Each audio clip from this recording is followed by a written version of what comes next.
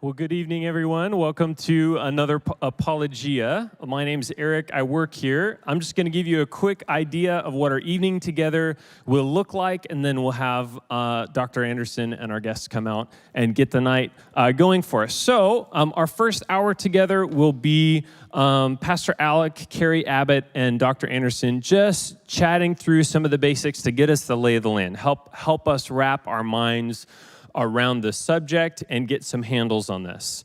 After that, we'll take a 15-minute break, bathroom, water, and we'll come back for our last about 45 minutes together to answer questions that you have texted in to the number that's up on the screens. We'll try to pop this up a few times for you throughout the evening, but take a picture of it, make a note, take it down now. And as questions come up for you throughout the evening, text them in right when you have them. If you wait till the last minute, they might not make the cut, okay? All right. So outside of that, I have in my hands one of Ryan's books. He really did us a huge favor. He has a wife 26 weeks pregnant and a 1.5-year-old and a 3-year-old at home. So he went to church with them, flew over here this morning, and is flying back post-haste first thing tomorrow morning. So he's done us a great favor by coming and joining us. So I want to help point you to this book. This book was something that we encountered, and it was actually the impetus to bring him here. There's a tone that I sincerely appreciate that he takes.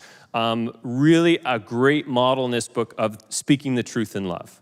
And recognizing that those really, truly experiencing gender dysphoria and how painful and confusing and difficult that is, yet there are certain things that are true about us and how we are made. So he does an amazing treatment of this subject in this book. If you find yourself taking notes or trying to capture ideas, go to this book because they're in here. You cannot get this on Amazon. Amazon has banned this book. So the place that you can get this is Barnes & Noble, or you can go directly to the publisher's website, which is encounterbooks.com.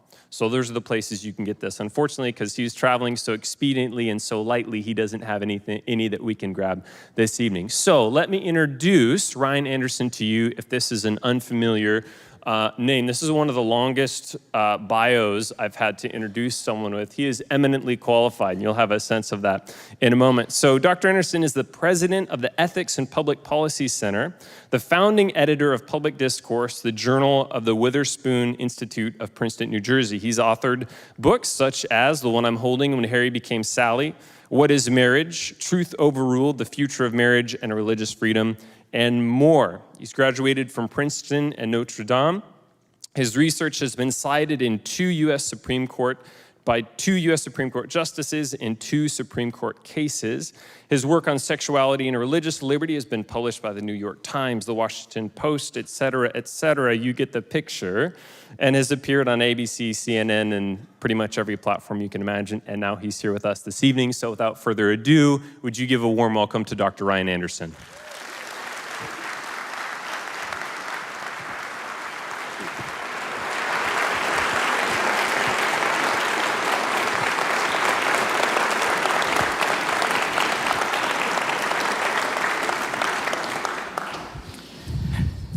Well, good evening, everybody.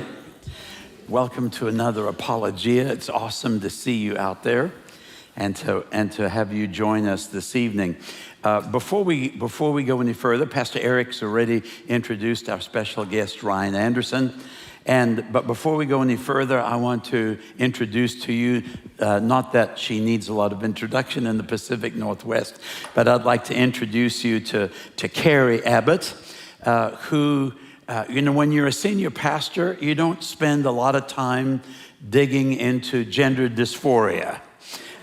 It's not really high on my reading list, and so I'm not nearly as up to this subject as I would like to be. So I invited Carrie Abbott to come and join us. She's the founder and president of the Legacy Institute.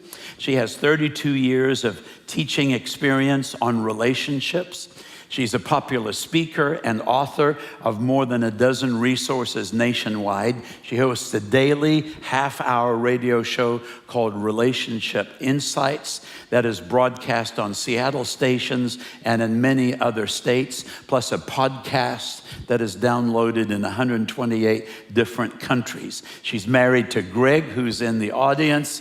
They have 5 children and 13 grandchildren, and I invited her to come and join me because I need help tonight. So would you welcome Carrie Abbott?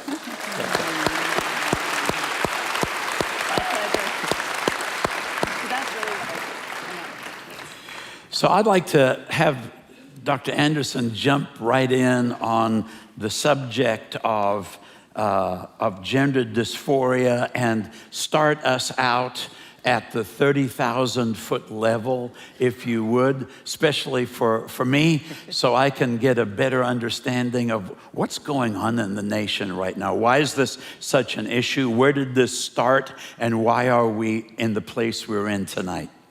Sure. Give me an easy question to start with. First, let me just say thank you for hosting this event. I think it's vitally important that the church be engaged on a question like this. I know a lot of people want to run away from the so-called controversial issues, but I actually think if we aren't the ones speaking to this issue, who will be, right? Yeah. It's not going to be Hollywood. It's not going to be big business. It's not going to be the academy. It's going to be the church, or it's not going to happen. Yeah. And so thank you for having this event. Thank you all for coming. And to answer your question, I mean, there's a lot going on. So one of the first things I would want to say is that there are people who are hurting, people who are struggling to accept the reality that they are created male or female, right? So I mean, one of the just baseline starting point is that there are people who are hurting. And imagine feeling so alienated from your own body, such a level of discomfort, anxiety, that you would contemplate, removing various body parts, that you would contemplate taking the opposite sex's sex hormone at very high levels. In many cases, these people aren't faking it, they're not making it up. They are victims of a bad ideology. Right? There's an ideology out there that wants to tell them that if you feel uncomfortable in your body, the problem's with your body, and therefore the solution lies with a hormone and with a surgery. Other things about what's going on at the 30,000 foot is that historically this was largely a male phenomenon. Young boys who had struggles with their gender identity, and then middle-aged men. It's only recently, within the past decade or so, become kind of a high school and college-age female phenomenon.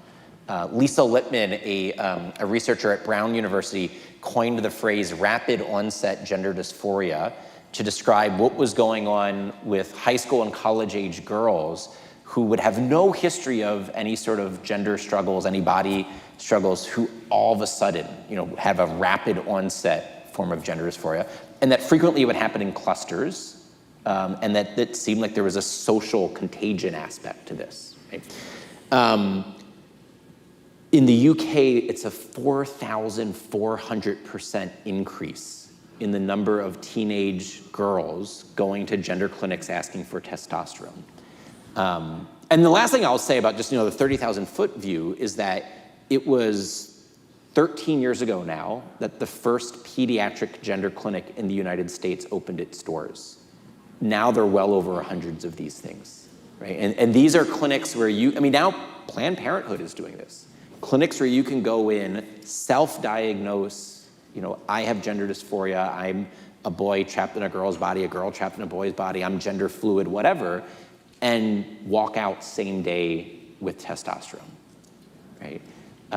And this is another form of people who are being victimized because they're not getting the treatment they deserve, they're not getting the counseling they deserve, and there's no consideration at all what the long-term consequences would be. So that kind of sets the stage. Is there something in the culture that's driving this?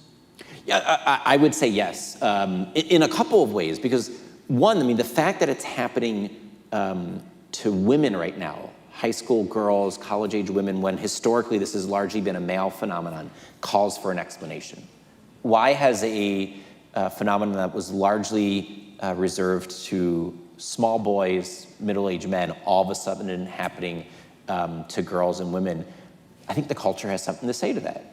And it's not surprising that this is happening at the same time that we have the Me Too moment, right? And it's really, really hard to be a high school girl or a college woman today, right? Our culture is very inhospitable to authentic femininity, right? Our feminist culture, surprisingly, or maybe not so surprisingly, is actually hostile to real femininity.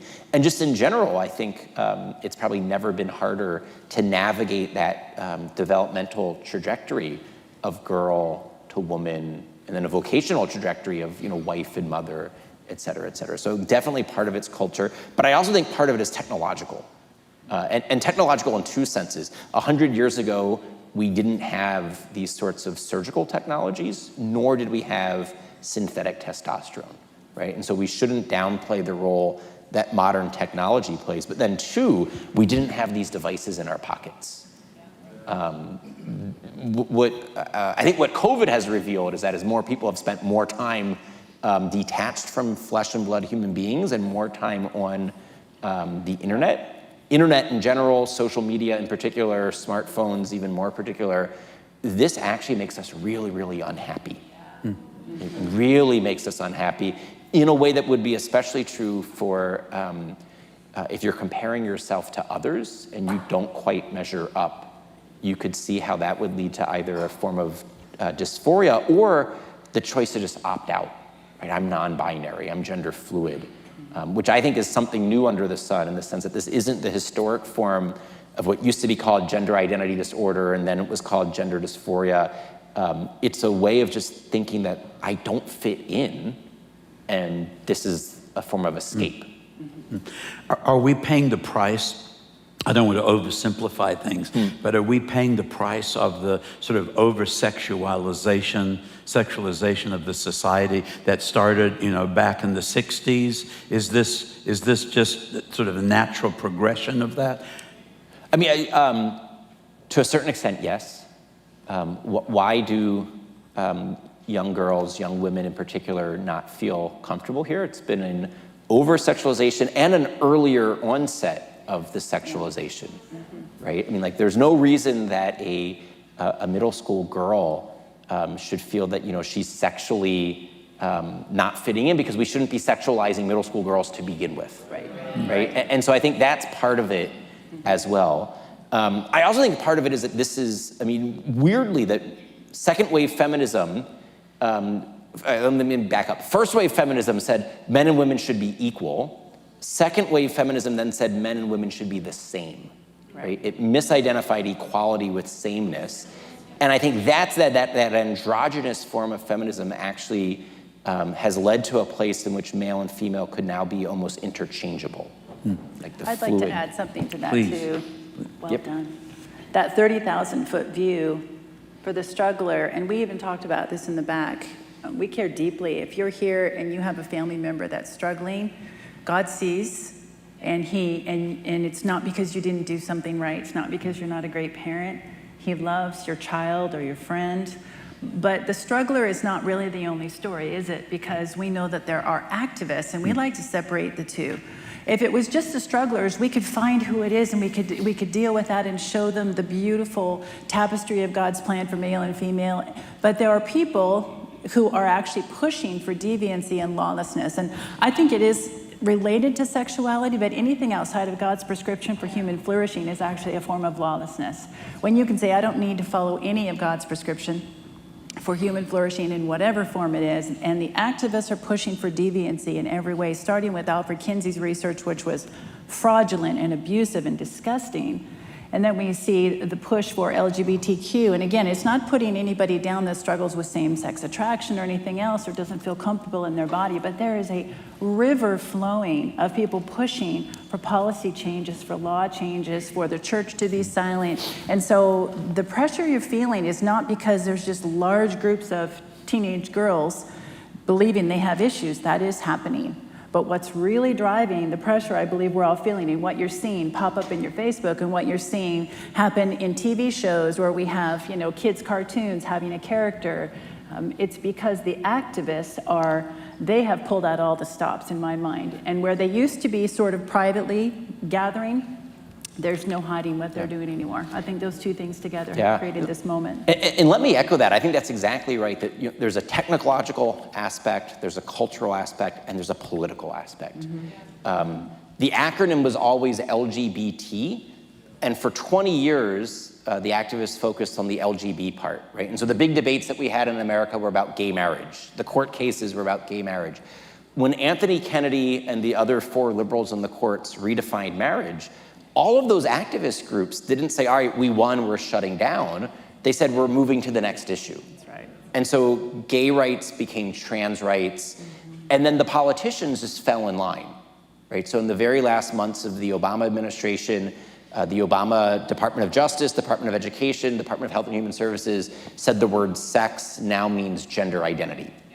Trump administration undid that, and now the Biden administration has reinserted it, right? And that's where we are. It's going to be a ping pong ball or a yo-yo between left-leaning and right-leaning administrations. I don't think President Obama or President Biden have thought seriously about gender dysphoria and gender identity conflicts and transgender medicine at all. I think it's largely driven by special interest politics. They know that because they were in favor of gay rights, they have to be in favor of trans rights.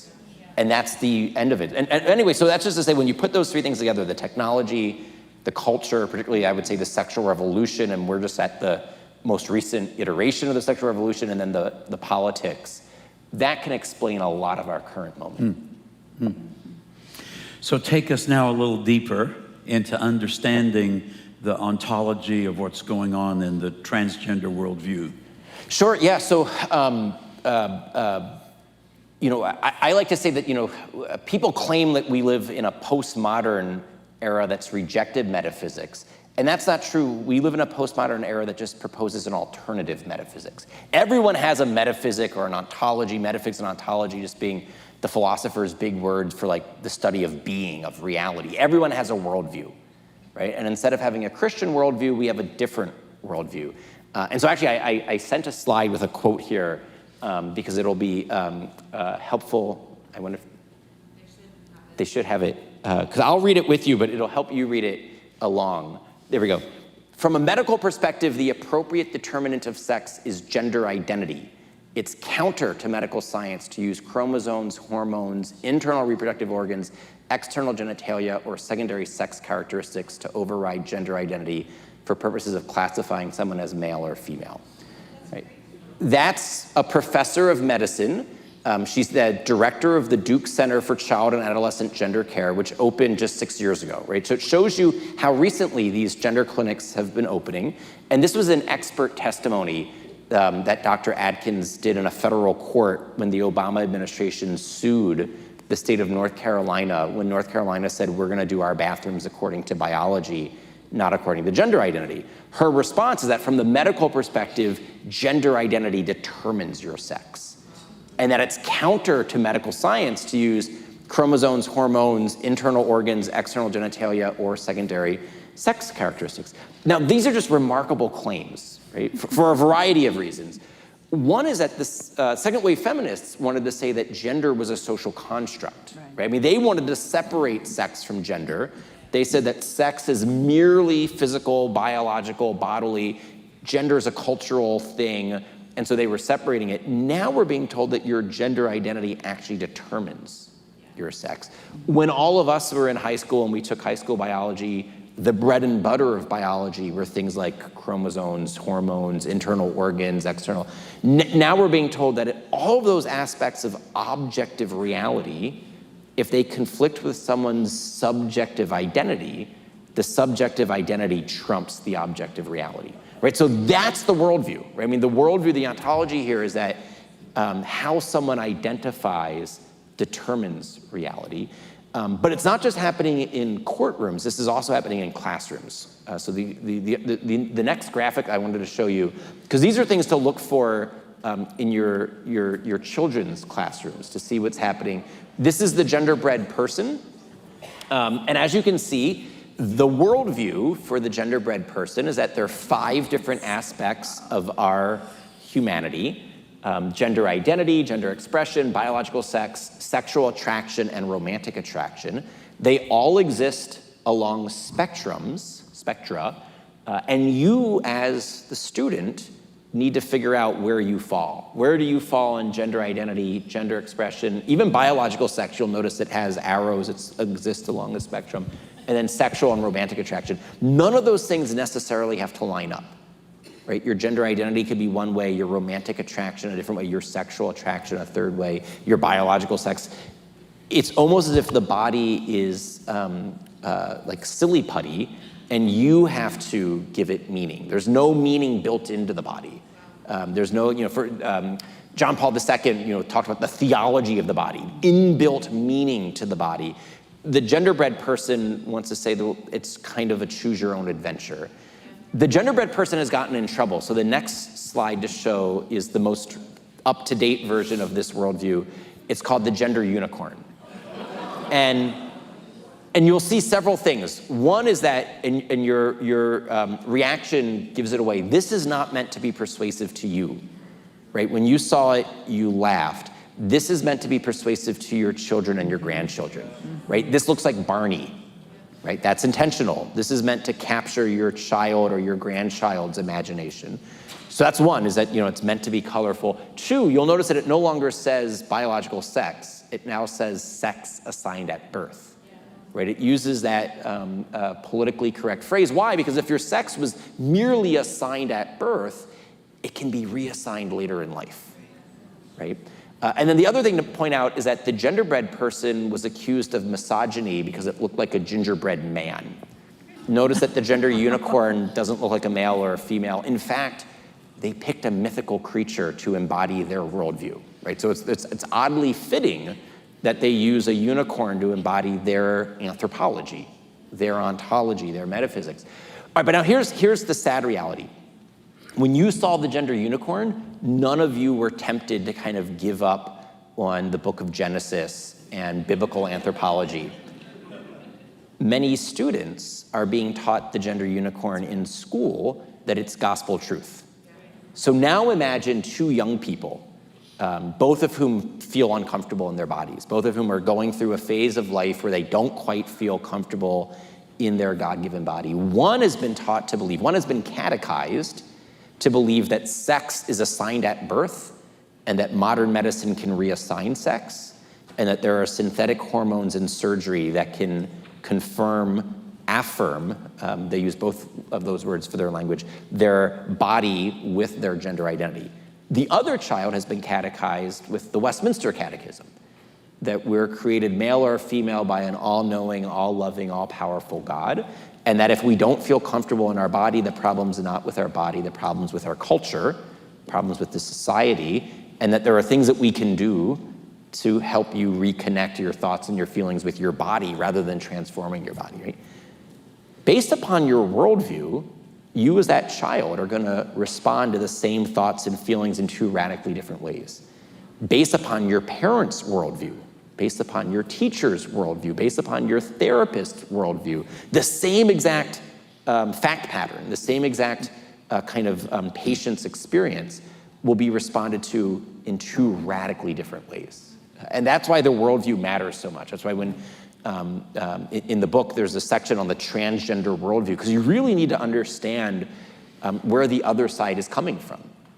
Because when you see, like, for their claim about reality is that how someone identifies determines reality, everything else is gonna follow from that. And it makes a certain amount of sense from within that framework. If this is the agenda of the public school system, which certainly seems to be in our state, then you can appreciate why people like Dennis Prager are saying to Christian parents, get your kids out of public school. It sounds harsh. It sounds like we're overreacting. I've even made some enemies here by saying that, but these kinds of things are being slipped into the curriculum and classrooms of your children now from kindergarten on through, and you wonder why we're having so many problems when they get 10, 12, 13 and run into the struggles you're talking about. Yeah, a colleague of mine at the Ethics and Public Policy Center co-authored a book titled Get Out Now. about getting your kids out of public schools. The only thing I would add to that is simultaneously as you as a parent making the best decision for your child, which very well may be getting them out, homeschooling, sending them to a Christian school, doing a co-op, whatever, we also shouldn't give up on all of the other students who are still stuck in the public schools. Because for many families, because both parents work, because neither parent's well-educated enough to be homeschooling, that is their only option. And so I think we need to be fully engaged in the school board meetings. We need to be, in my home county, the parents were successful at getting one of the school board members to resign. And this school board member was one of the ones that was orchestrating the transgender policy at schools. So I think it's simultaneously gonna be if you can get out, it probably is in the best interest. But we also can't abandon everyone else because those kids matter. Yeah. Sure do. I'd like to add to that. I spent many, many years going into public schools and teaching on relationships and sexuality when they still allowed for male and female in marriage and things like that. So I've spent years in ministry doing that, almost 30. And until the last year, I would have said, okay, well, hold on, it's gonna be okay. And I have changed my mind. And my husband and I homeschooled our kids for 9 years, and then we put them in private school because I got tired. But anyway, didn't have that beautiful academy they have here. So. But now it's a different story, and here's why. Again, I want to go back to the struggler. Let's even go back to the kid who's precious, and I agree with you. We're not giving up on anybody's kid. But this is hardball now, because no longer is this about even your local PTA. This is about the UN. They have rights of the child they're pressing, and this is about the teachers' unions. And the teachers' unions are more of a political activism than they are PTA. And the gig is up. Everybody's starting to realize that, but the money that's been funneled to them, they have an agenda, and they want a gender-neutral, state-run way to raise children. They're not interested in family. They are trying to tear down the family, and I could back that up with all kinds of data, and I know you've seen it too. So it's important that we recognize what the fight really is. Even when you go to the school board and you say, we don't want that in our school, unless you say, I will pull my kid from your school, they need to see dollar signs or they won't see any change because they like their agenda. And they don't even need you to agree. You can even complain as long as your kid stays in that seat so they can make money off your child. So if you really don't have an option, you have to be willing to be brave and maybe help one another. And we'll talk about that, I'm sure, later. But this is a different time now. I wouldn't have said it until this year, Alec, and I believe it's true. We need to pull our kids, or they need to completely change the way things are happening. And the church needs to wake up and realize these church buildings that are everywhere, there's room for kids to have schools and co-ops. We can do this, right? It's time. It's time. This is a form of child abuse that we've not seen in years. When you indoctrinate children to self-identify something that goes against God's preferred plan for them as male and female, it doesn't just confuse them, it violates their conscience. And it goes against their identity structure. It changes their little spirit and their soul. They're designed with design features to respond to a holy God. And when you tell a little boy, you're a boy, and it's good to be a boy, because it's good to be a boy. And you see something change in him, but when you tell him, you can decide, and they're trying to figure out, do I want macaroni or pizza for dinner? They don't even think about that. This is so out of the realm of childhood. They're being robbed and abused, and we have to start creating, I think, a better picture of that. And I'm a Pollyanna girl, I am. But we have to together decide, not on our watch. We won't let that happen anymore. We can't. Yeah, I think there's a militancy that's being required of now with Christians and in the church that we've not walked in before. We've shied here at Westgate. I've shied away from it, but it's time for us, because the push is so hard against the children and our families that the church has got to stand up now. We got to stand up. I agree. So, Ryan, if a child, walk us through what the typical approach would be if a child were to go to its teacher. Let's make this child, how old when Biden was on the campaign trail and he pulled up a little 8-year-old. Child's 8 years old. Tell us what happens. Yeah, so it's a medical treatment protocol that was, it's known as like the Dutch protocol. And it's a four-step standard of care, where the first is that, that's an 8-year-old child. Children as young as 2 or 3, they claim, can know what their real gender identity is. And if the child is persistent, insistent, and consistent, those are the 3 kind of terms of art that they use. Say that again, please. Persistent, insistent, and consistent, right? So if the kid just is consistently, persistently, and insistently saying they're the opposite sex, or they're neither sex, or they're both. Because again, think about the gender unicorn. It exists along a spectrum. It's not a binary, right? And so you could be neither male or female. You could be both. You could be in between. You could be gender fluid, et cetera, et cetera. What you should do is you should affirm the child's gender identity. And so it's called social transition. The child should socially transition with a new name, a new pronoun, new wardrobes, et cetera, et cetera. As the child approaches puberty, so now we're at the 8-year-old, they should be prevented from going through puberty in the, quote, wrong body. And so what they're doing is they're using a FDA-approved drug, but they're using it off-label for a different condition than what the FDA approved it for. So they're using a puberty-blocking drug, which was FDA-approved for precocious puberty, the early onset of puberty. So imagine you have like a 5-year-old going through puberty. That's biologically too early. The drug manufacturers figured out how to delay puberty to an age-appropriate stage. What they're doing instead is they're using this drug off-label to just indefinitely block puberty. So that 8-year-old, let's say it's a boy, will never go through male development, which then sets up the third step, right? Because you've socially transitioned the child, you've blocked the child's puberty. Well, now you have a teenager trapped in an undeveloped body, right? All of the classmates went through puberty, hit their growth spurts, their bodies developed. This child hasn't. So you need to hormonally transition the child to try to mimic the pubertal development that corresponds to their, quote, gender identity. And so here what they're doing is that boy would be given, just ridiculously high doses of estrogen to feminize his body. A girl would be given high doses of testosterone to masculinize her body. Officially, the guidelines say, and the guidelines aren't legally binding. There's no law whatsoever in the United States that governs this. But officially, the guidelines say age 16 for the hormone therapy. Increasingly, it's being done at age 14, so the beginning of high school. And then the next step, the fourth step, so you've had social transition, puberty blockade, hormonal transition. The fourth step is surgical transition. And this can include top and or bottom surgery. I won't go into details, but it can remove various internal reproductive organs, external genitalia, and secondary sex characteristics, remove those body parts, and then use plastic surgery to create appendages that resemble the opposite sex's body parts. There's a lot more that could be said.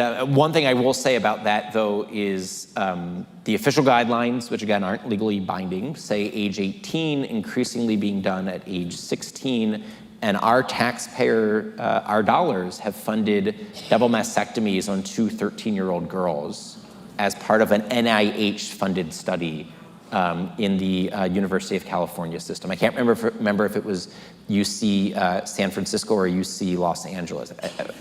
It was UCLA, thank you. Yeah, it's horrific. And what's particularly horrific about this is that the researcher didn't think she was doing anything that would be remotely controversial, because she published the study and there's the chart with all of the raw data saying how many participants there were, what ages, and age 13, 2. Age 14, I think it goes up to 3. Age 15, it goes up to 4 or 5. These are children. And then the euphemism is chest reconstruction. It was a double mastectomy performed on these kids. And that's what's going on, right? That's the sad, and it makes a certain sense if you believe that the person's real gender identity is their inner feeling of sex, and that they're in the wrong body, and that modern medicine, modern technology can transform the body to line up with the gender identity.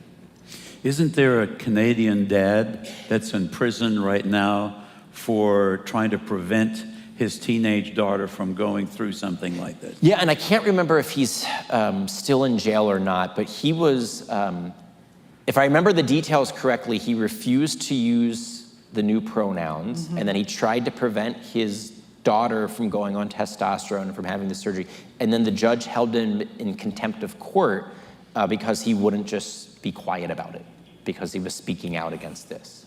There's also, I mean, that's in Canada. Come back to the States. In Ohio, about 3 years ago, parents, it was either Cleveland or Cincinnati, I'm having a senior moment, I think Cleveland, lost custody of their 17-year-old daughter because they didn't want, the gender clinic had said that she should go on testosterone, and they said, well, why don't we wait and see if she grows out of it, which, you know, according to the best science we have, 80 to 95% of the time, children would naturally grow out of a gender a confused stage. And that was for younger kids. We don't even know. I mean, the rapid onset gender dysphoria is so new as a phenomenon. We don't even know, but I mean, I think we're gonna see even more people will be regretting going along with this, because it's not something that's like, you know, deep-seated in their psyche or anything. It was a stage. Would you, when I read that, it was hard for me to believe, would you repeat that statistic? Yep. 80 to 90%? Yes, so this is in the DSM-5. This is the Diagnostic and Statistical Manual. It's the APA's like handbook of psychiatric conditions. And when it discusses gender dysphoria, and it talks about gender dysphoria in minors, it says that 80 to 95% of them will naturally grow out of it and reconcile their identity with their body if they're given the time and the space to do so. The clinical phrase is sometimes just watchful waiting. You don't even need to have a clinical intervention. You just need to give them the time and the space to continue developing. Because like maybe when you're that 7-year-old boy and you don't quite fit in, you don't like football, you don't like trucks, whatever, when you're 8 or when you're 9, you're gonna be clicking more with whatever the stereotypical boy thing is, right? Maybe when you go through puberty, you hit your growth spurt, your voice deepens, blah, blah, blah, like you feel more comfortable. I mean, so some of the doctors that I've talked to have cautioned that the puberty blocking may actually be kind of like a self-fulfilling prophecy. Because what you're doing is you're locking in the gender dysphoria. Right. That you feel uncomfortable, and then as you are trapped in a immature body while all of your friends develop mature male bodies and you don't, you feel even more alienated. And you might be blocking the very developmental pathway, which would be the rush of testosterone at puberty, you know, the growth spurt, the voice change, et cetera, that would help connect you with your male identity. Yeah. Right? This is so important that we recognize this, that what they're prescribing for children is to block God's design. His providential process of reproduction, male and female, comes from that. You're either male or you're a female. We see it throughout all of culture. You see it. If you have a farm, you get this already. But if you see it anywhere else, you have Legos, you get it. If you're a plumber, you get it. And if you are into cooking, you see that male and female. You see there's a marriage of opposites. We see it everywhere in the culture. But really sadly, the divine providential process of fertility, it isn't just about babies, but it is about babies. But being made in the image of God, when you take a perfectly healthy fertility with a pattern that you just described, innocent children, not comfortable in who they are, but God is going to grow them up into who they're going to become. And that is the job of the church, to guide us along to become who we are as image bearers, right? To put toxins in that and to stop that process, and then to require the child actually be stuck forever taking something. So we've put toxins in and changed it, never to have them have the freedom to be anyone that they intend to be. And when you see the detransition videos, which there are many out there now, and I've had the privilege of interviewing people who've gone full circle and had the surgeries to come back, and Walt Hare, you've probably met Walt, and he talks about this. There's no freedom there. They're on the other side of that surgery. I don't want to be crass here, but those body parts they try to put on these poor people, they don't really work and function. In fact, we were talking backstage about a surgeon who did the I Am Jazz surgery. We have a lot of influencers who are influencing your kids. And a couple surgeons have come out, notably even just this last week, saying they're deeply concerned that Americans have rushed onto this bandwagon and have allowed kids to do this. And he sees them after the surgery and says they're not happier. It's not good. And he's worried about their intimacy, their ability to have intimacy. He says that meaning physically, but it's not just physical, is it? It's emotional. And because they won't have, you know, to give yourself to other, which is what the Bible prescribes as a person, you have to wrap yourself up and know who you are so you can give yourself to other. If you're continually confused and then people are giving you things, you'll never be able to have that ability. You'll never come alive in your powers or graces because you're still stuck being people putting things into you. And that's what the enemy does. He isolates, traps, and puts us in a pit. And so I'm heartbroken for the ones who truly struggle. And I'm angry about the ones pushing social media influencers to push junior high, high school, and college age girls and women into this new phase. And we're not talking about the destruction happening with the actual body. And to bring to another point that I know you're probably going to get to is the body itself tells a story. And so when I don't know if you've ever been in a car accident, but when you hear certain noises, it triggers you and you go back to that accident. If you've had abuse as a child or something's happened, there are triggers there too. And our bodies record things, which is why we don't have bodies, we are bodies. We are embodied souls. And so we're to come alive in the nature God's put in each of us, which is male or female. And it's not just the external, and it's not just what you wear, it's in every cell in your body. So there isn't a surgery around that will ever change that. You mentioned something that Al Mueller says. I'll let you tell it because I think it's really profound. Remind me of the Al Mueller. The Al Mueller code. Well, you told me this on the radio show. Oh, yes, yeah. If you were to find a body. Yeah, Al Mueller says that, you know, when we're all dead and we're in the coffin, they dig us up 100 years from now, they're not going to know what our gender identity was. Right? They're going to know what our sex was. Yeah. Right? And that's not going to change. Because it's in your bones. And they're going to be two. It's going to be a binary, male and female bodies. Yeah.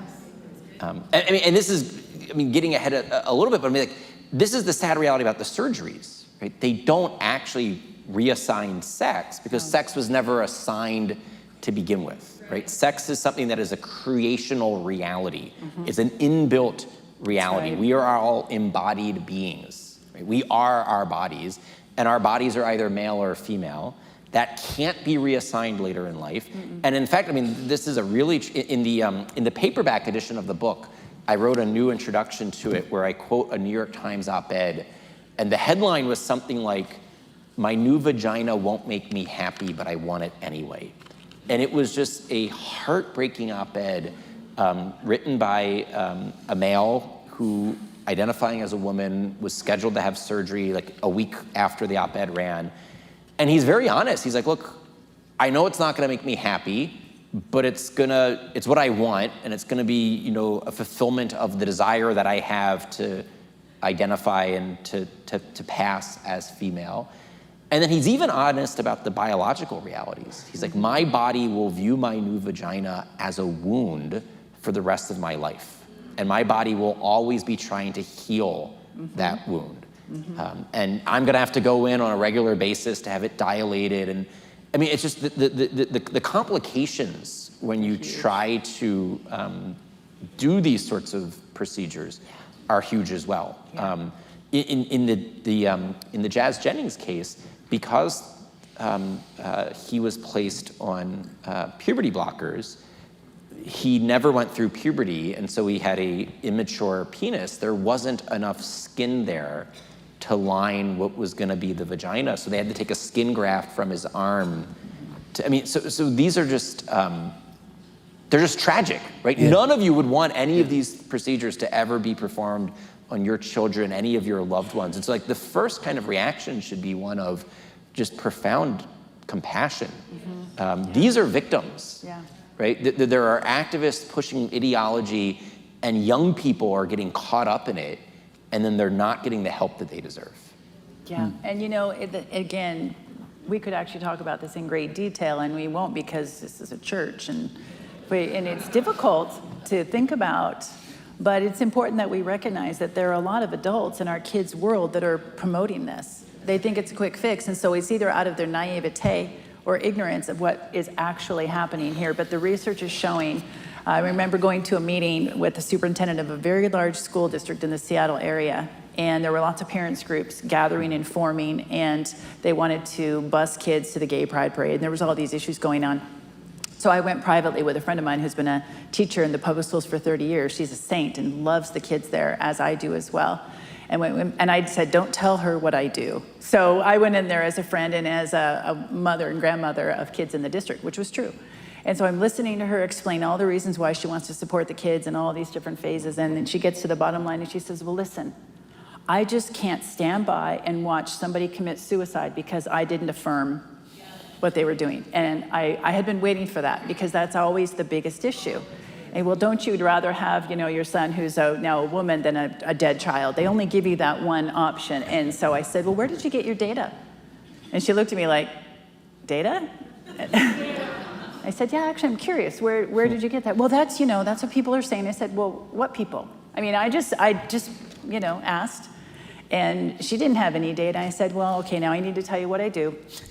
And I actually know the data, and that data is not true. They're not committing suicide at higher rates because nobody's affirming. They were already at risk for higher rates of suicide, and we know that from other data around the world, that even after the surgery, in countries that are completely happy to let you try that, that's really not the case. And I'm not saying, and we want to be really careful here, not to say that you don't know someone really struggling, because you do know someone really struggling.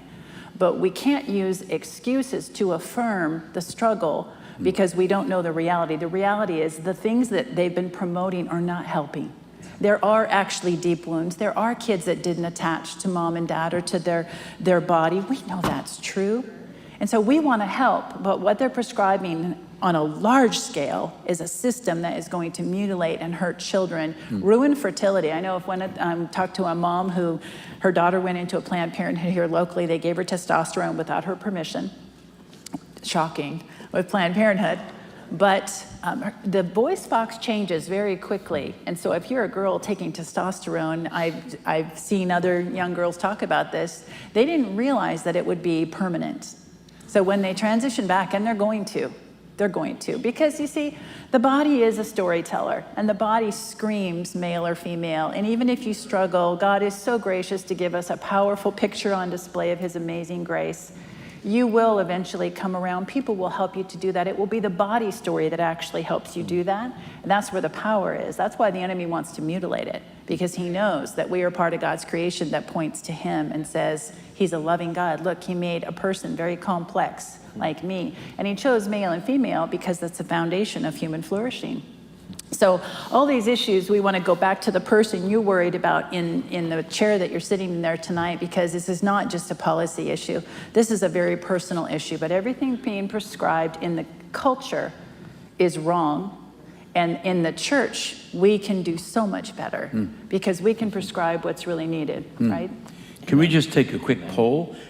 If you know someone in your circle, maybe not even immediate family, but circle that's wrestling with this, or you're aware of someone wrestling with this issue, would you raise your hand? Wow, wow, wow, wow, wow, wow.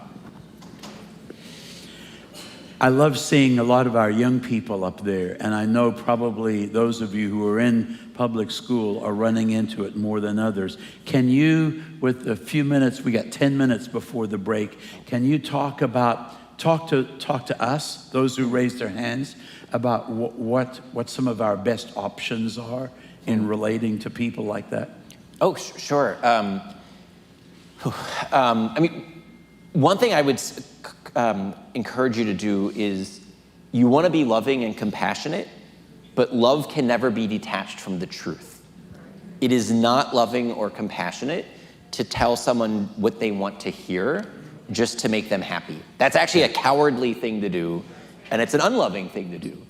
So that's one side. But on the other side, it's not loving to go out of your way to make someone feel uncomfortable. No. To always be reminding them that you disagree, right? I mean, we all probably have family members that we have disagreements with.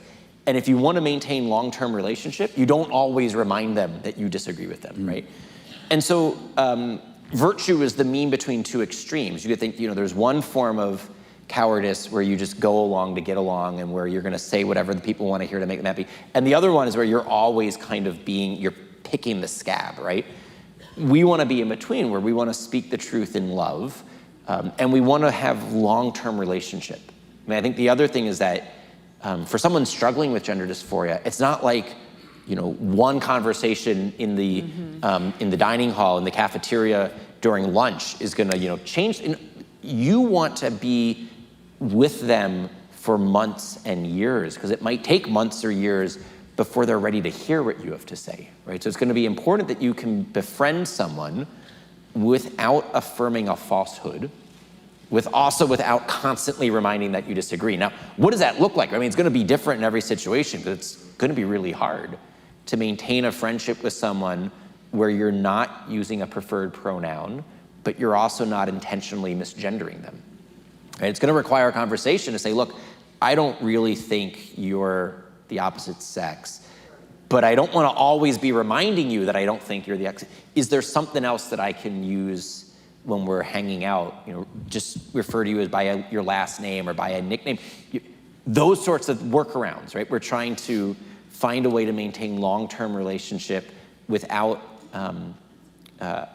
making them feel uncomfortable, but also without affirming them in something untrue.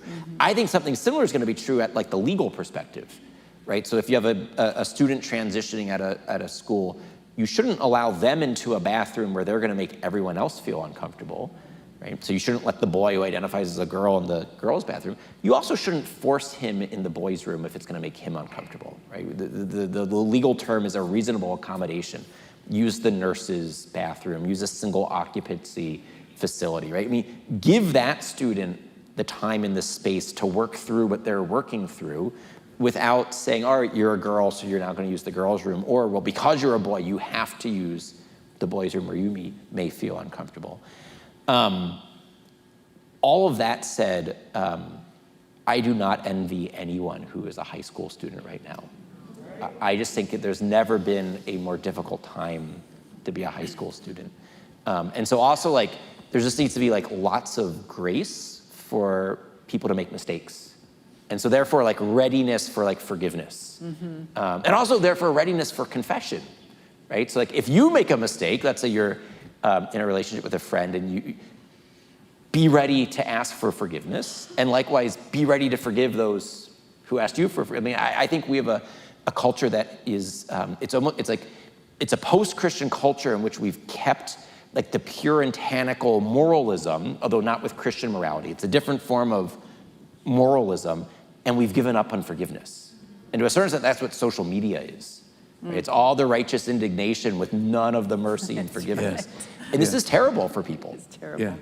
Yeah. I wanted to add something, if that's all right. Yes. I want to highlight a video that Ryan's in. It's called In His Image, done by American Family Association. And in that video, and that video is free, and I recommend you download it, and they did a fabulous job. And a lot of the scholars that we both interface with are in there. Would you repeat what that? In His Image from American Family Association. And we have the information on our website as well. But what's the story that's in there about Laura, who determined that she would transition, and that's why you have to watch this movie. But her mom and dad managed her story in a way that I think is helpful. She started living with someone and then started transitioning, and they never used her male name. They always used her name because they said, that's your Laura, and it made her angry. But I'll tell you the end of the story, it's not, you can still see it, and it will change your life if you watch this whole video series. It's beautiful. But she said her mom and a group of women in the church started praying for her, and prayed for her for years, and started to see a change. And her parents loved her, spent time with her, called her by her name, did not condone what she was doing, but never broke relationship. Always spent time with her, but prayed for her with people in the church, and they prayed for other prodigals, they called them. And the end of the story is this, that she finally came to her senses. She transitioned back as best she could. The women in this group that had been praying with her about her for so long, they spent thousands of dollars to buy her a new wardrobe. She came to see them. They all hugged her. The whole story is just, it's a tearjerker. But what they did is they stood on the truth, but they didn't just wait. They prayed. And then they supported the family, and then they did whatever they could. And then when she started to transition, they welcomed her in her confusion, and they processed with her. And she says, I am so grateful that my parents stood firm on what they knew to be true, but I'm also grateful that they didn't give up. I'm grateful that they didn't ostracize me. I'm grateful that they prayed. And now she has a powerful testimony that I think is really instructive for those of us who are wondering, what do we do? And you just said it. And truth and grace have to go together. And let me add one other thing, because I just really, we have 5 minutes. So something else just to know, like there's an alternative here. And the analogy that Dr. Paul McHugh uses, and Dr. McHugh, for people who aren't familiar with him, he was an undergraduate at Harvard College. He then went to Harvard Medical School. He was then hired by Johns Hopkins University and Hospital as just a staff psychiatrist. And then eventually he got promoted, so he was chair of the psychiatry department, and he was like psychiatrist in chief at the hospital. And Hopkins had opened a sex reassignment clinic, I think in the late 60s, maybe even late 50s. He's now in charge of all of mental health at Hopkins.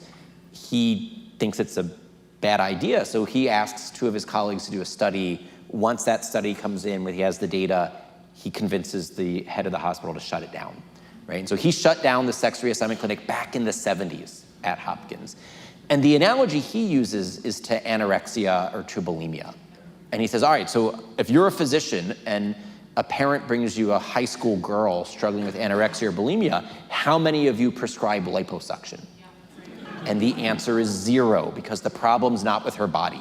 It's really hard. Right? And he says the same thing's going on here. If you have an individual struggling with gender dysphoria, the solution's not going to be testosterone or estrogen or double mastectomies, because the problem's not with the body. And what you need to do as the clinician is figure out what is the problem. And in the same way that with anorexia or bulimia, there's not a one-size-fits-all solution because there's not a one-size-fits-all cause. A good therapist figures out in this particular case, this particular patient, in these particular circumstances, what's the underlying cause? What's the genesis? Is this an eating disorder per se or a body image problem, right? And eating disorders and body image problems can have different etiologies, different underlying causes. Is it more of a control issue, wanting to be very controlling over a diet, or is it more of a self-perception body image problem? Is the underlying cause an abusive relationship, right? Sexual abuse, an overbearing parent, right, who has placing expectations, a bad boyfriend or girl. Like, there's an endless list of possible causes, and what a therapist needs to do is figure out what in this case is it. In one of the chapters of the book, I think it was chapter 6, I go through some of the clinical literature from a Toronto clinic on children with gender dysphoria who they successfully helped identify with their bodies. And it's helpful just because, I think it shows people that there's actually another option here. Yeah. And I think that gives people hope. Yeah, yeah. In your book, When Harry Became Sally, it's on all of these subjects, Right. only in much more detail, but it's not available on Amazon, I'm told. That's true. You want to talk to us about that? Yeah, so this is, this is frustrating still. So, the long story short here is, this book came out 3 years ago, and Amazon sold it for 3 years. Partly because I think Trump was in the White House, Bill Barr was the Attorney General, Josh Hawley was in the Senate majority. And I think they were rightfully concerned that if they delisted a book like this, they might get investigated by the Trump administration or by a Republican committee for the Senate Judiciary, et cetera, et cetera. Once all of that was no longer the case, in February of this year, so it's that 7-8 months ago, the Sunday afternoon before the House of Representatives was set to vote on the so-called Equality Act, Amazon disappeared the book. Someone sent me a text message saying they were looking to buy it, they couldn't find it. The hardcover book was gone, the paperback book was gone, the Kindle book was gone, the Audible book was gone, even used copies of the book. They had just erased it from their website. And the timing was very suspicious, right? Because 3 days later, Nancy Pelosi was bringing one of her biggest legislative priorities, because this is the second month of the new Congress. What the Equality Act did was it would say that the word sex means gender identity in all of our federal civil rights law. And so this has huge consequences for privacy, for safety, for actual equality, for medicine, for religious liberty, a whole host of issues. And I was one of the most outspoken critics of the Equality Act. I think it's really, really bad public policy to put a subjective identity, like gender identity, as a protected class in federal law, which is what the Equality Act would do. And so what Amazon was doing is trying to discredit me. Right? I mean, this was very transparent. It's 8 months later, they won't reconsider. And so what's frustrating is that there's a certain type of conservative who writes a book hoping that it'll get canceled, right? They hope they, can say that, I got censored and now I'm gonna go on Tucker, or I'm gonna go on Lar, I'm gonna go on Fox News and talk about, right? That's not the type of book I wrote, right? I wrote a book hoping that it would be the type of book that you could give to a family member or a friend or a colleague at work who doesn't agree with you, and it would be persuasive, that it would be accessible to them.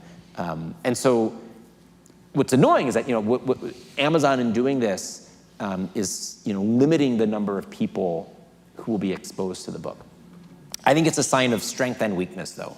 It's a sign of strength because, look, they are the largest online retailer on the planet, right? I mean, Amazon controls, I think it's in the United States, 70 to 80% of all new adult nonfiction book sales, right? They are the marketplace.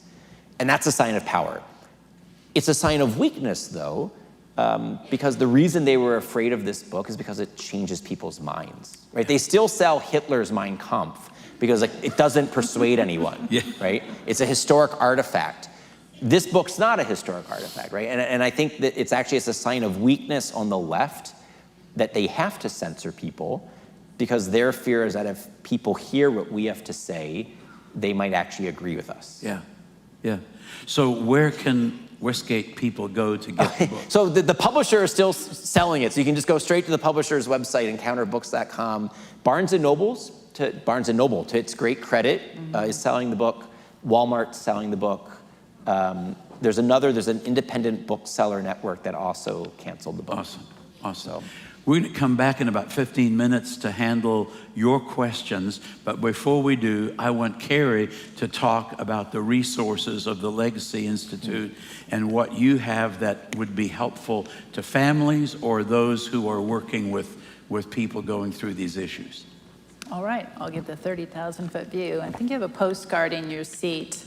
You can go to thelegacyinstitute.com, and we've spent many years creating curriculums and studies and materials on healthy relationships and sexuality.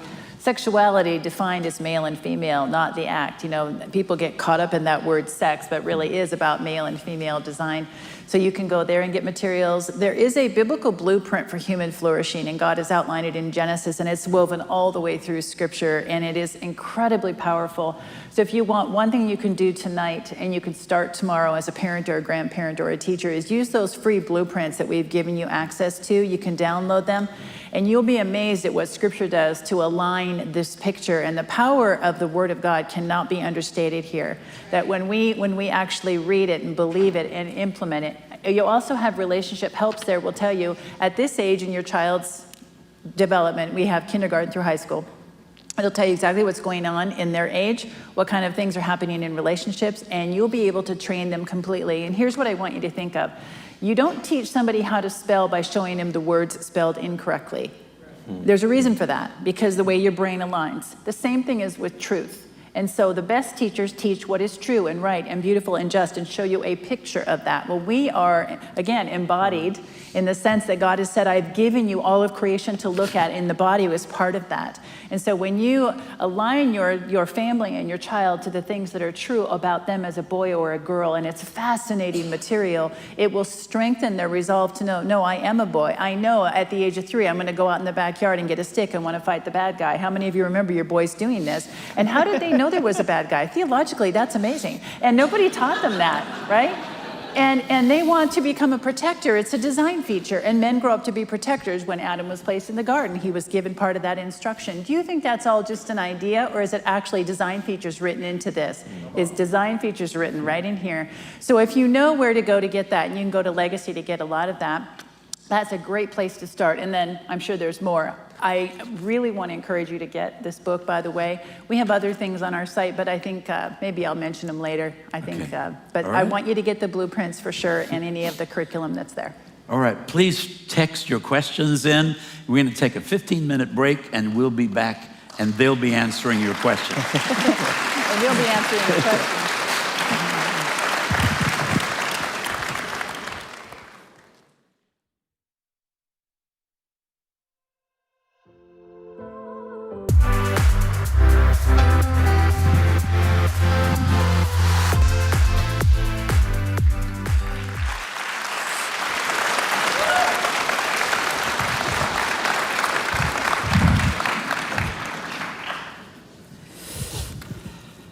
So have to get used to coming out to applause. We may have to have one of those lights on Sunday mornings. Help me feel at home. Wow, you guys sent in some amazing questions. So we're just going to jump right in. For public school teachers required to address students by their preferred pronouns, how do we love them while holding on to truth? Are there child-friendly resources we can use or offer in contrast to the unicorn and our local health curriculum? Okay, great question there. On the first one about if you're the teacher and you're being told you have to use preferred pronouns, I would fight that, including if necessary with lawsuits. It's an unconstitutional compelled speech claim. Lawyers at law firm like Alliance Defending Freedom, ADF, would be happy to represent you. The school cannot force you to speak contrary to your conscience as a condition of your employment. Now, you shouldn't intentionally misgender the student, but that doesn't mean you have to use preferred pronouns, right? There are other ways of speaking where you just won't be using pronouns at all. And this has happened in Virginia where in at least one case, actually two cases that I can think of, the teacher said, look, I'm not going to use pronouns at all. I'm just going to use last names, and that's how we're going to get around this. And the school fired, said, no, you have to. And so he's now in court. ADF's representing him. So that would be one. On the second question, there are some, I just recently, so I have two kids who are currently in diapers and one who is in utero. And so, so I have three kids total, but only two are, out and about moving. And because I'm, a young, I'm not young anymore. I'm a dad to young kids, right? A recent dad. I've discovered that there are some really good curriculum out there, starting with kind of like board books. Think about like the books that the kids can chew on all the way through high school. Trying to explain like a biblical vision of sexuality. And the two that I know of, one is called Rowlands Press, and it's like, they have a K through 12 curriculum. And what they do is they take books that are already published and already out there, and then they tie them to various aspects of kind of like the creation narrative. And so like they use, for kindergartners, like Blueberries for Saul, if you're familiar with that book, to talk about the goodness of creation, right? They think about God's bounty is so good that you can just go outside and pluck a blueberry. And then the other group is called TOBIT, which is an acronym for Theology of the Body Education Training, maybe? I forget what the last T stands for.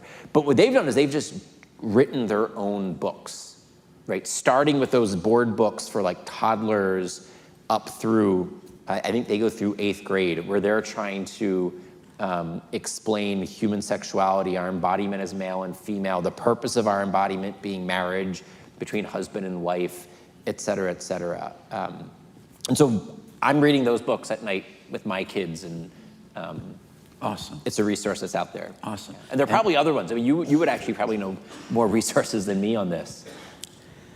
I don't know. No? Okay. Yeah, there are plenty of resources out there. I want to make sure I understand the question. Is the question what we can do at home? And I recommended the blueprints from Legacy. The other thing is not a shameless plug, but it will be very helpful to those of you who are educators, parents, pastors, and teachers.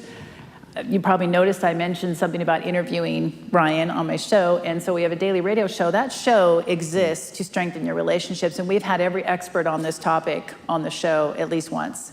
And so if you go to the Legacy Institute or to carrieabbott.com, you can download them for free.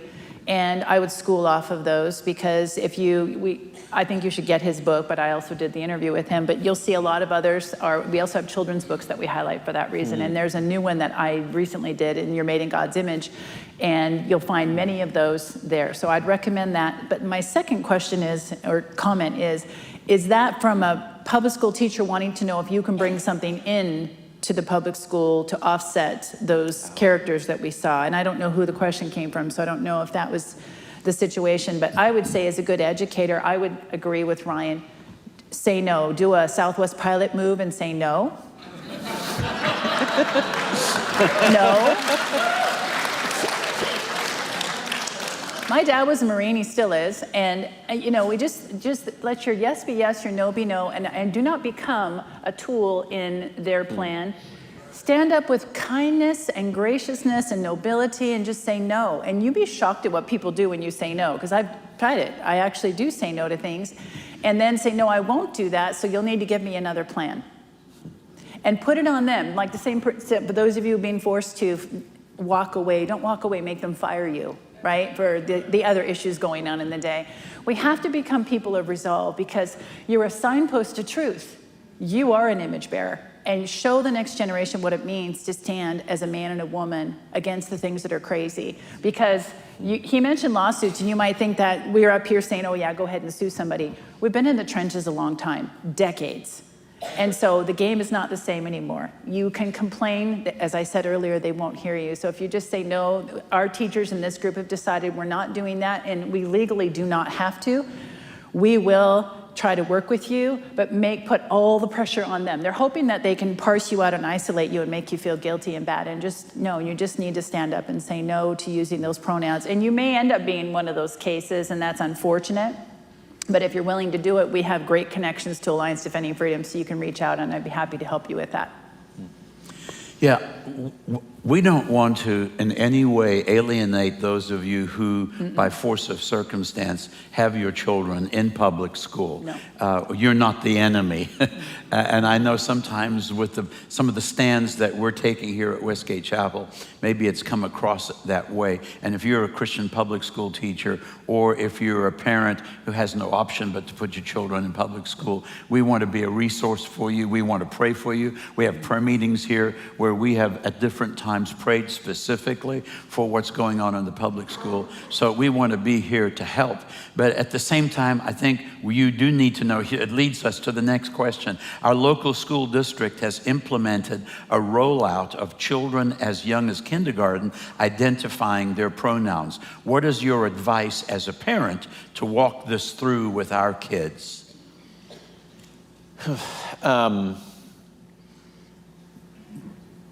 Yeah, so that's a tough question, because it raises all sorts of questions about age appropriateness. Yeah. Right? In an ideal world, you wouldn't have to be talking to your kindergartner about another child with gender dysphoria, which is why it's an unjust policy. Right? It's not just unjust for the child with gender dysphoria who will now be encouraged to transition, but it's unjust to all of the other students, to force them to think that their own sexuality is something that was merely assigned at birth, and that they could now be, well, maybe I'm trapped in the wrong body, or maybe I'm gender fluid, or maybe, if Johnny gets to be Susie, do I get to be? It corrupts the entire culture. Yes. Right? And so my first reaction is like, if you can get out of that situation, get out. If you can't get out, I think you're going to have to ask your student, your child, to tell you what's going on at school, right? What you're going to want to have is an open, because I don't think you should first mention this to your child if nothing's going on, because who knows? Like maybe you're going to luck out, and your child's kindergarten, elementary school, nothing like this is going to happen, and that way, when there is an age-appropriate stage, you can explain this to your child. But and it depends on if it's a rule or a guideline. Yes. So if it's a guideline, you don't have to do it. they're recommending you should do it, but you don't have to do it. So you have to know, is it a rule or a guideline? Is it a mandate that I have to do? And then second of all, if you have a child going through that, I agree with you. You don't want to enter into it if you don't have to, but that's where those blueprints that I mentioned to you come in handy. And you will need to teach them, God made you a boy, God made you a girl. And when you go to school and somebody else is confused about that, here's what I want you to say. No, I know I'm a boy because God made me a boy. And I know you're a girl because God made you a girl. And just say, and that's all you have to say, honey. When my kids are growing up, say if one of your friends wanted to talk about sex, just say, my mom and dad already did, thanks, but no, right? I mean, it's amazing when you empower your child to be prepared for a conversation. They don't have to understand it, but if you give them language, and then the other thing is the church. If the church were the most important place to get educated on what God thinks, besides home, then every child that goes to public school could come to churches like this, go to the classroom and just be told, you're a boy, you're a girl, we celebrate that, God made you that way, and all of the intentional language would just layer upon layer the truth, and they'll have their little armor put on, and they'll be ambassadors for the time being, and while we can work as adults to fix the crazy out there. Yeah. Well, and then the only other thing I would add is that you're going to want to have your child tell you if the teacher or the principal or other students are pushing some of the, because like you want to know as the parent if they're getting the negative message, because then you do have to teach them the Well, they truth, should be even able if to it's ask not for that yet. curriculum, right? Well, and so here's this. This is a particular. You have a federal right to opt your child out of sex ed classes, but they are saying that this gender identity stuff isn't part of sex ed. They're saying this is an anti-bullying initiative, and it's part of the science class. Not about sex understood as kind of like birds and bees, but like biology, because from a medical perspective, the appropriate determinant of sex is gender identity. Remember that very first slide we looked at? So you might not be able to opt out of this. And so you're actually gonna have to have that line of communication with your child to know what's being taught. Because I just don't think you can honestly, I don't think you can expect that the teachers or the principals are gonna be honest with you if they are sneaking this into the curriculum. Because once you ask questions, they're gonna know that you don't agree with it, and they're gonna try to get it in there behind your backs. Yeah, that's something that Ryan said. I'm not sure that you picked up on that completely, how insidious this is. When I was teaching an abstinence program, we changed the terms to sexual integrity later because they're more positive and more holistic. But we were often the opt-out program. So in a very large school district like Lake Washington School District, they would have their sex ed and a parent could opt out into our program. And we did that all over the state of Washington actually and beyond. But that's no longer allowed. So they're not just saying it's this one thing. They're putting it in every part of the curriculum. But you still have a right to see the curriculum. So you may want to go in there. Your presence still makes a difference. Be really nice to the teacher, but just say, when is curriculum night? When is it available? I'd like to see every single thing you're teaching my child this year. And then when you get to that part, say, are you actually going to say this? And you might be surprised how many teachers are looking for a parent to say, you don't have to do that. And the teacher will say, thank you, I just feel so alone, right? I feel like my job's on the line. I love kids. I would never want to hurt them. So I'd say get your eyes on that curriculum if you can. There's somebody standing in, I don't know. I appreciate the philosophical, even the scientific way that you've approached this subject. But I have to say, looking at as a pastor, this is at its very core demonic. It's a demonic strategy. And the fact that the most logical and sensible explanations are being set aside, it is just proof to me. Here's the next question. As a school psychologist, I've worked with students K through 12 and have dealt with trans students from elementary through high school. My experiences have all been with biological females choosing to identify as males, and all have very high childhood trauma scores. Do you see this as an authentic or true correlation?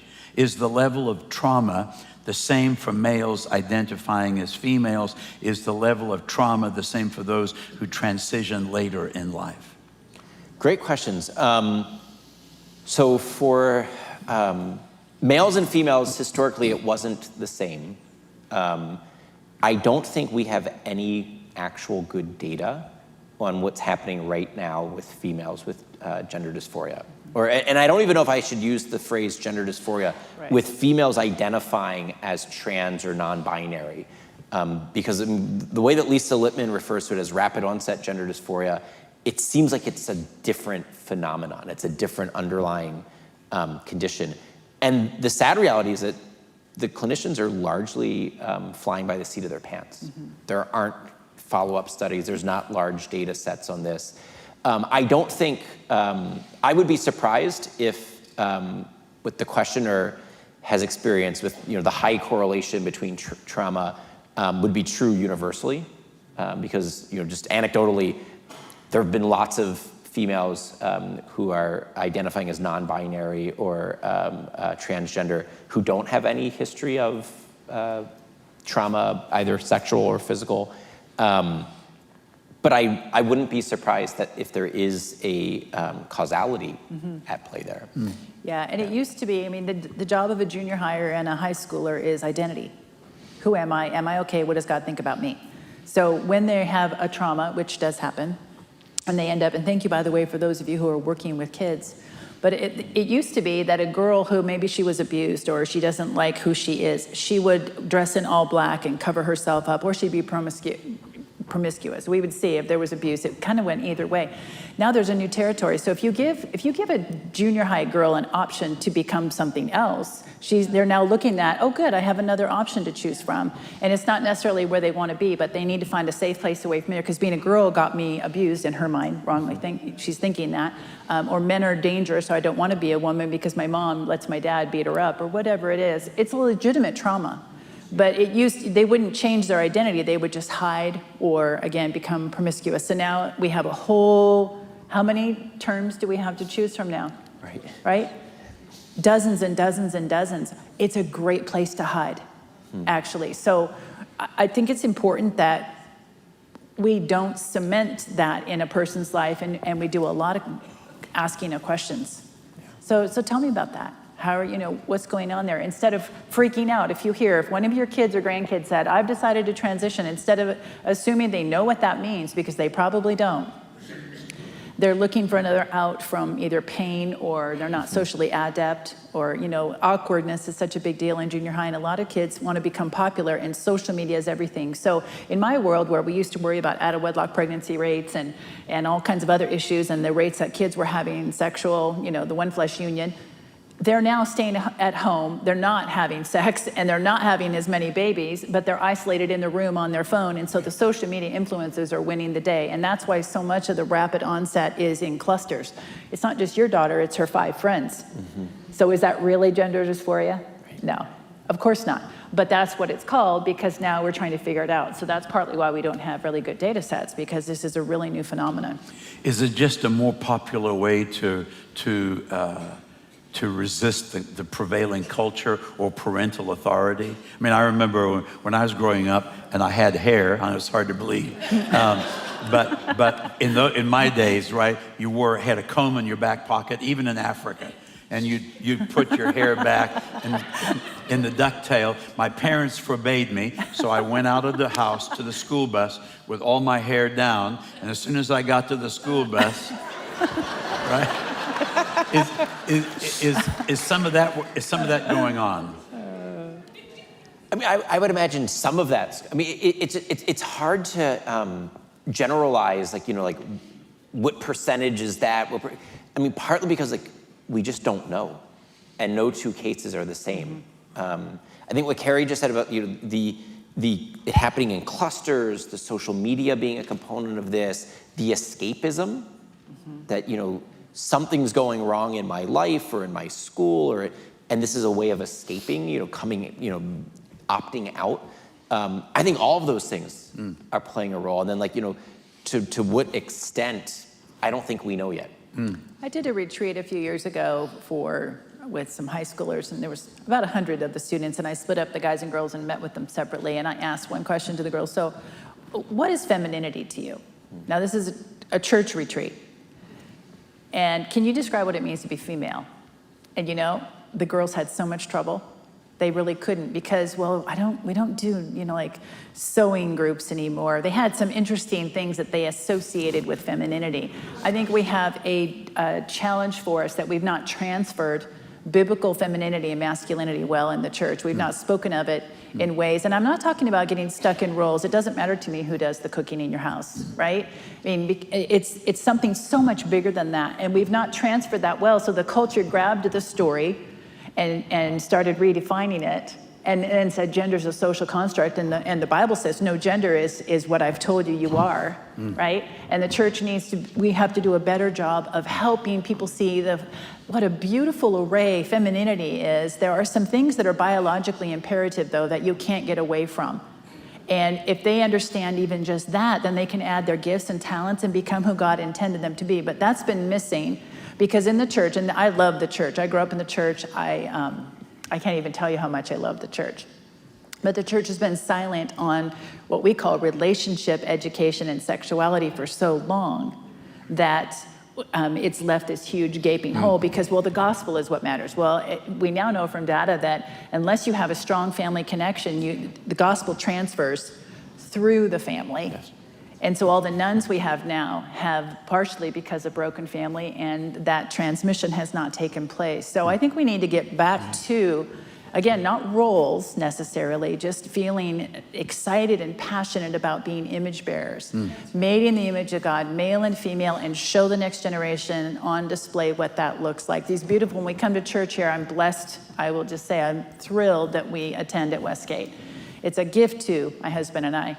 And coming in and seeing wonderful smiling men standing at the door, even with their masks on during COVID, it was amazing. They could still smile through the mask and greeting people with a strength and an energy. I'm like, I just love that. That is just a picture, but that picture is so powerful. And having a strong pastor who says, this might offend, but we're going to talk about these issues. That's masculinity on display. That's what the next generation wants to see.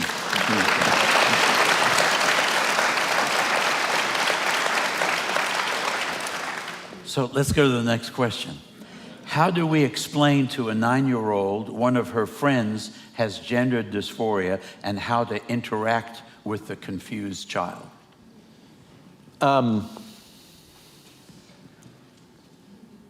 So I'm going to mention another resource.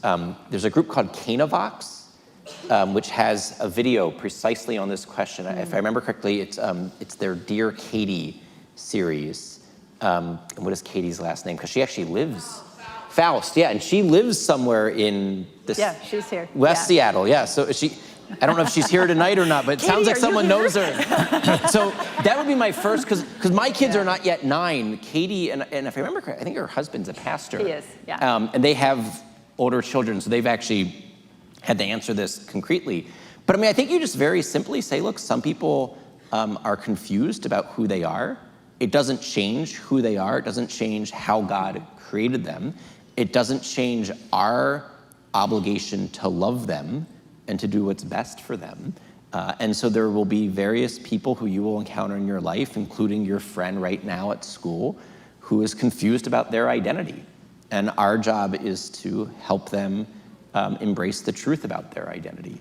I mean, I think you keep it, at that level. As the child gets older, you might get into more of the details, right? I mean, as they enter kind of like late middle school, beginning of high school, you might say, what does this mean? What are the long-term consequences? I think at some point it's appropriate to let a child know that, if your friend starts taking testosterone, this is what could happen to her, and this is why we should be praying for her. This is why we should be, praying that she doesn't take the test. Because I mean, I don't think you want to make it seem like it's just an identity, and it's like being goth. When I was in high school, people who wanted to opt out from the popular culture, it was a phase that wouldn't have any lasting consequences. This is a phase that could have lasting, permanent, irreversible consequences.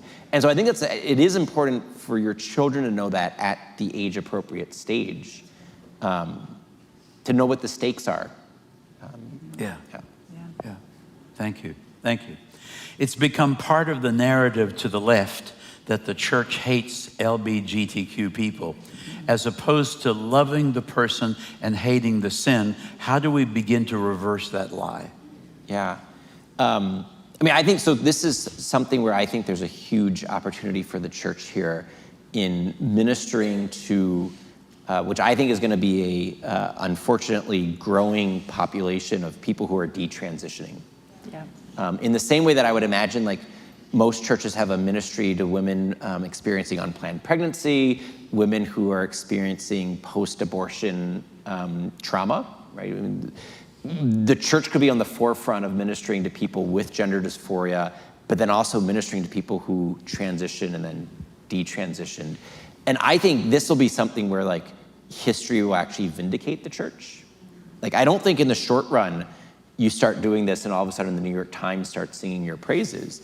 But I do think it's going to be, well, why is it when every other segment of our society bought hook, line, and sinker into transgender ideology except for the churches? And they were the ones both telling the truth, but then also having, you know, practical kind of like ministry. I mean, I think there should be a subfield of, you know, you could, when you're getting your counseling degree, going into how to counsel someone with gender dysphoria from a sound anthropology.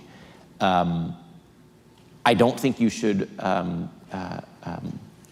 in any way, like, demean, belittle, ostracize people struggling with their gender identity. But I also don't think you should be welcoming, if by welcoming it means Reinforcing. Yeah. Yeah. And I think that's the line that you have to walk. Yeah. Yeah. How do you have a conversation with a non-Christian on this topic with someone who won't be persuaded or doesn't value God-related arguments? Yeah, so I mean, that's actually the thrust of the book. I'm not a theologian. My PhD is in political philosophy, and so I looked at the underlying philosophy and then the science of this. And so I think the way that you have that conversation with someone who doesn't share your deepest theological worldview is to just say, all right, well, look, is it biologically possible? Can sex be reassigned? Yes or no? Go through the arguments about why sex is a bodily reality, wasn't assigned in the first place, can't be reassigned later in life. Second step, does it actually make people happier? What does the evidence show? And the sad reality here is that it doesn't actually make people happier. And like consistently, like study after study after study, not the ones that the mainstream media highlights. There are a whole bunch of studies that do snapshots. They look at individuals at one moment in time, frequently like 6 months or a year after they had the reassignment procedures. And at that moment in time, that recently after the procedures, they self-report that they're feeling good. But when you have the studies that look 5, 10, 15 years down the line, and it's not a self-reported, how happy are you? It's looking at how many visits to a mental health professional have you had in the past year? Or how many alcoholic drinks do you consume in the average week? Or how many struggles with suicide ideation? Or how many attempts at suicide? Or when you start looking at objective, that's where you see the negative outcomes. Sadly, what we know is about 10 years after surgical reassignment, that's when we see the spike in completed suicides, death by suicides. And the study out of Sweden that was a large study showed a 19 times greater likelihood to die by suicide for people who had been surgically reassigned than the general population. About a year and a half ago now, there was a study that came out to great media fanfare saying that surgical transition reduces the number of mental health doctor visits, and it improves the mental health of people with gender dysphoria. 10 months later, they had to issue a formal correction because 7 different teams of researchers said, you analyzed the data wrong. And what the data actually shows was that neither hormonal nor surgical transition brought any benefits to the patient.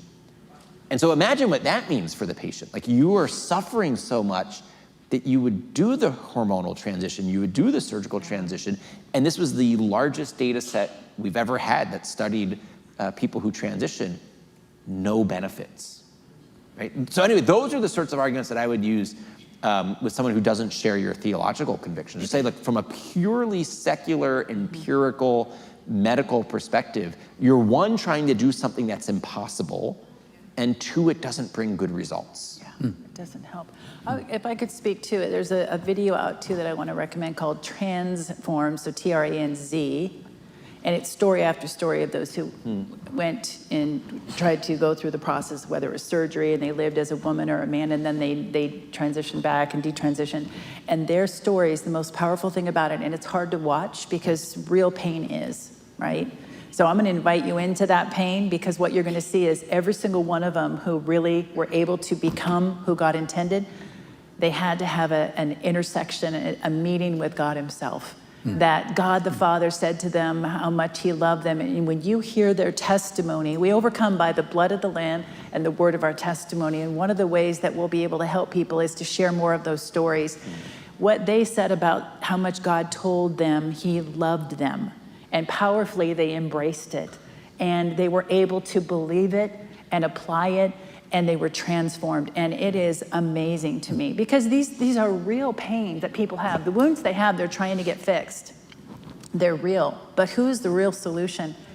God himself can meet them there. And there are other things we need to offer them, and help and counseling. But I'll tell you something, the power of what God can do, I want to encourage you in your life, in your family's life, in your friend's life. Do not believe the lie that God isn't enough. He's actually the only one that can really bring about the ultimate change in their identity. He made them. They're an unrepeatable soul that he designed, that he created, bringing the blueprints of the DNA together. He was there when it was all formed. He knows exactly what's going on and who they are to become. And when they are able to be introduced to him in a safe way, in a loving way, it is absolutely beautiful what can take place. Thank you.